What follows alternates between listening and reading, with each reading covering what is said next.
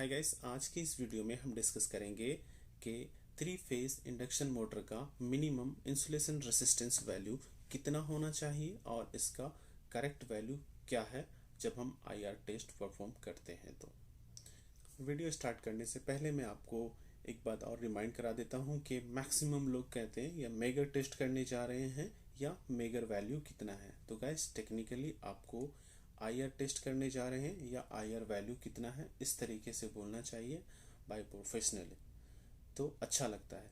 ये IR tester ही होता है, मेगर नहीं होता है। मेगर एक कंपनी का नाम है। तो चलिए स्टार्ट करते हैं। तो अब बात करते हैं कि मोटर का आईआर टेस्ट करते ही क्यों है, इससे हमें क्या मिलता है। तो मोटर के अंदर जो वाइंडिंग होता है, उसका वाइंडिंग का जो हम इंसुलेशन होता है उसके स्ट्रेंथ को मेज़र करते हैं। अगर उसका इंसुलेंस का जो वैल्यू है अकॉर्डिंग टू हमारे जो एक्सेप्टेंस जो क्राइटेरिया है उससे अगर मैच करेगा तो हम उस मोटर को ऑपरेशन में ले सकते हैं। अगर उसके अकॉर्डिंग मैच नहीं करेगा तो हम उसे ऑपरेशन में नहीं लेंगे। अब बात करते हैं कि मोटर का मिनिमम इंसुलेशन रेसिस्टेंस वैल्यू कितना होना चाहिए जो ऑपरेशन में लिया जा सके। तो देखिए गाइस, हर मोटर का अपना इंडिविजुअल वोल्टेज रेटिंग होता है, जैसे 415 वोल्ट या 600 वोल्ट या 1000 वोल्ट या फिर 1000 वोल्ट से अबव। तो हर मोटर का अपना एक इंडिविजुअल वोल्टेज रेटिंग होता है। अब मैं आपको बता देता हूँ कि किस में कितना रेसिस्टेंस वैल्यू मिलना चाहिए और उसका यूनिट क्या होता है इंसुलेशन रेसिस्टेंस वैल्यू का।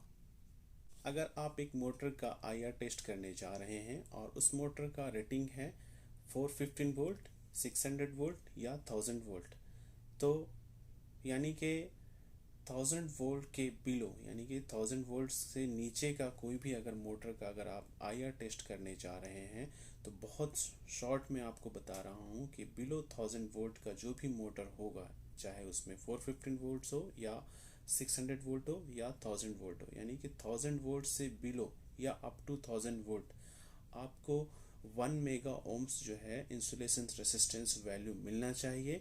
अगर आपको उस मोटर में इतना वैल्यू यानी कि मिनिमम 1 मेगा ओम्स मिल रहा है तो आप उस मोटर को ऑपरेशन में ले सकते हैं। इट मीन्स आपका इंसुलेशन जो वैल्यू है एकदम परफेक्ट है, आप उसे ऑपरेशन में ले सकते हैं। अगर 1 मेगा ओम्स से अगर आपका रिजल्ट कम आ रहा है तो इट मीन्स आपका जो वाइंडिंग का इंसुलेशन रेसिस्टेंस वैल्यू है वो वीक है, आप उसे यूज़ में यानी कि ऑपरेशन में नहीं ले सकते हैं। आपका मोटर जो है वो बर्न हो सकता है।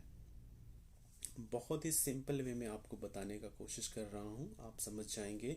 अब इसी तरीके से जैसे आपने अप टू 1000 वोल्ट तक का मेजर किया और आपको 1000 वोल्ट में 1 मेगा ओम्स मिला, तो इसी तरीके से आप 1000 वोल्ट से अबाव जाएं, जैसे कि 2000 वोल्ट, 3000 वोल्ट, 4000 वोल्ट, 5000 वोल्ट। आपको पता है कि 1000 वोल्ट इज इक्वल टू 1 केवी, यानी कि 1 केवी, 2 केवी, 3 केवी, 4 केवी, 5 केवी, 6 केवी, 7, 8, 9, 10 जितना केवी करना है तो पर केवी आपको 1 मेगा ओम्स मिलना चाहिए।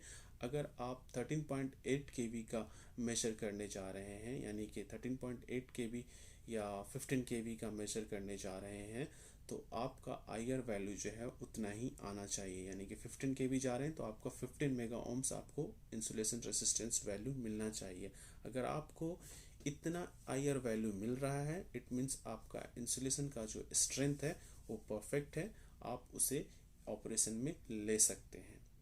तो आपको बहुत ही सिंपल वे में बताने का कोशिश किया हूँ। आई होप कि आपको समझ में आ गया होगा। अगर आपको वीडियो अच्छी लगी हो तो वीडियो को लाइक कीजिएगा और चैनल को सब्सक्राइब कीजिएगा, हो सके तो फ्रेंड को शेयर कीजिएगा। तो अपना ख्याल रखें, अपने साथ दूसरों का भी ख्याल रखें। Bye bye.